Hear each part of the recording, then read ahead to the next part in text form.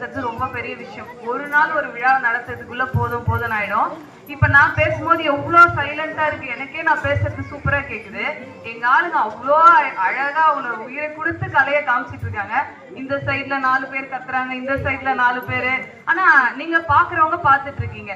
கலைக்கு முதல்ல வந்து பாத்தீங்கன்னா அமைதியா நீங்க ரசிக்கிறீங்க பாருங்க, அப்பதான் இன்னும் சூப்பரா அவங்களுடைய கலையை உங்ககிட்ட காமிக்க முடியும். அந்த மாதிரி சத்தம் போடுறவங்களையும் சமாளிச்சு நிறைய சமாளிக்க வேண்டியது அண்ணனுங்களுக்கு இருக்கு. இந்த 3 நாளா சூப்பரா ஒரு கிராமத்து லுக்ல நம்ம ஊரை கொண்டு வந்து சூப்பரா நமக்குலாம் ஒரு கண்ணுக்கு விருந்து வயிற்றுக்கும் விருந்து கொடுத்துருக்காங்க. அண்ணனுங்களுக்கு நன்றி.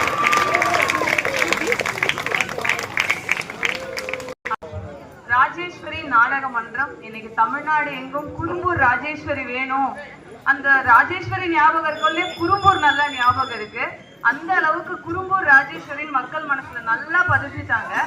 அந்த மாதிரி ஒரு பேர் எடுக்கிறது ஒரு சாதாரண விஷயம் இல்லை. ஒரு திறமை வளர வளர நமக்கு எப்படி இருந்தாலும் நாடகம் வரும் அப்படின்னு கிடையாது. நம்ம ராஜேஸ்வரி நாடக மன்ற உரிமையாளர் நம்மளுடைய நாகராஜ் அண்ணா கிட்ட பிடிச்ச ஒரு விஷயமே, நமக்கு எப்படி இருந்தாலும் நாடகம் இல்லக்கா அப்படின்னு இருக்க மாட்டாரு. அக்கா நம்ம டீமை பத்தி என்னக்கா சொல்றாங்க ஊர்கள்ல அப்படின்னு சொல்லிட்டு கேட்பாரு. அந்த ஒரு பெருந்தன்மை எனக்கு அண்ணன் கிட்ட ரொம்ப பிடிக்கும். இந்த மாதிரி எல்லாரும் கேட்க மாட்டாங்க, எனக்கு நல்லா தானே வரும் நாடகம் அப்படின்னுவாங்க. அப்படி இல்லை. அதே போல எளிமை அப்படின்னா நம்ம முருகண்ணனை சொல்லலாம். மேடையில எவ்வளவு அட்டகாசம் பண்றாரு, உங்களெல்லாம் எப்படி சிரிக்க வைக்கிறாரு. ஆனா ரியலா அவரை நேரா பாத்தீங்கன்னா அவர் பேசுற சவுண்டு கூட வெளியே கேட்காது. அந்த மாதிரி ஒரு எளிமையான அண்ணா முருகன் அண்ணாவுக்கு நம்ம எல்லாரும் சேர்ந்து ஒரு பாராட்டுக்கள். உரிமையாளர் நாகராஜ் அண்ணாவுக்கு ஒரு பாராட்டுக்கள்.